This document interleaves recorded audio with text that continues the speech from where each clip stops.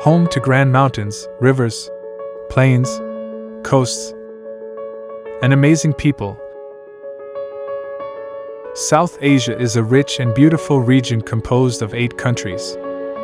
But the region faces a terrifying threat: climate change. Extreme temperatures, glacial melting, sea level rise, and more frequent and severe weather-related disasters are all part of the new normal.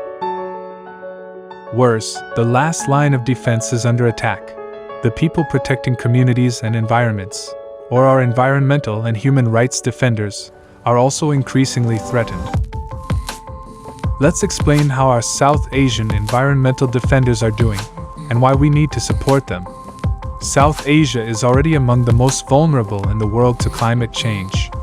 In the last 2 decades, more than half of all South Asians, or around 750 million people, have been affected by one or more climate-related disasters.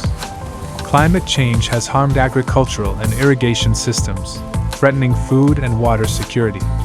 In the next decades, millions may become climate migrants, like the thousands of Rohingya refugees who fled to Bangladesh.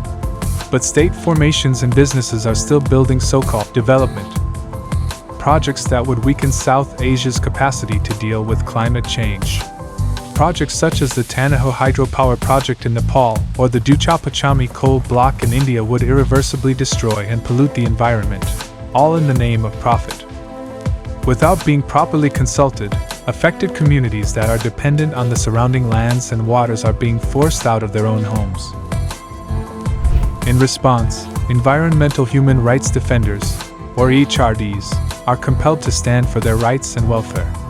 They protect the integrity of our ecosystems, and by doing so, they make sure that communities even way beyond their area have access to proper food, water, livelihood, health, and culture. EHRDs defend life. Yet when they attempt to stop these projects, their own lives are at risk of attacks from state forces or private corporations. Dilip Mahato was a 24-year-old campaigner against illegal river sand mining in southern Nepal. Despite receiving death threats and bribes, he continued to call for the mining to end, as it would result in the flooding of his village. On January 10, 2020, Mahato was brutally killed by sand miners while he was trying to stop an operation. In India, which is the deadliest place for EHRDs in South Asia, environmental defenders are illegally arrested and even shot at protests. They are also vilified and tagged as terrorists. This gives state authorities reasons to weaponize laws against EHRDs. The attacks have the chilling effect of repressing resistance from other EHRDs, who are often in already marginalized positions in society. Women defenders in particular are at greater risk of facing sexual violence at the hands of police. But despite relentless attacks, there have been many cases of EHRDs persevering and succeeding. In the Ratnagiri district of India, a project aiming to build Asia's biggest mega oil refinery complex would have devastated thousands of people and the environment if it weren't for local villagers who united and built an organization. Even when state authorities and police tried to sow fear through digital surveillance or disperse protests through tear gas and lathi charges, villagers kept the campaign alive and gathered even broader support.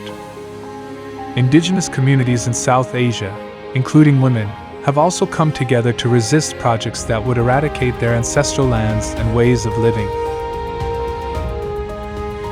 In Nepal, indigenous communities opposed the Tanaho hydropower project through legal education and community-led research.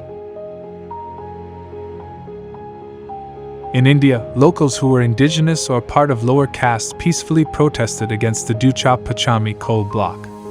There have also been legal victories, like that won by the Bangladesh Environmental Lawyers Association or BELA in 2009, protecting shipbreaking workers from hazardous materials. For the critical, life-saving work that they do, the EHRDs of South Asia must be recognized and protected. Governments need to pass legislation that will improve EHRDs' access to justice and prohibit human rights abuses by big businesses. Corporations, on the other hand, must conduct proper environmental and social impact assessments of their projects and involve the affected local communities in planning. It is distressing that even as the climate crisis worsens in South Asia, so do the acts of repression and violence committed against its EHRDs. But it's not too late. We can avert the worst of the climate crisis by recognizing, protecting, and supporting our EHRDs. By securing justice for our EHRDs, we can achieve climate justice for all. Defend the defenders.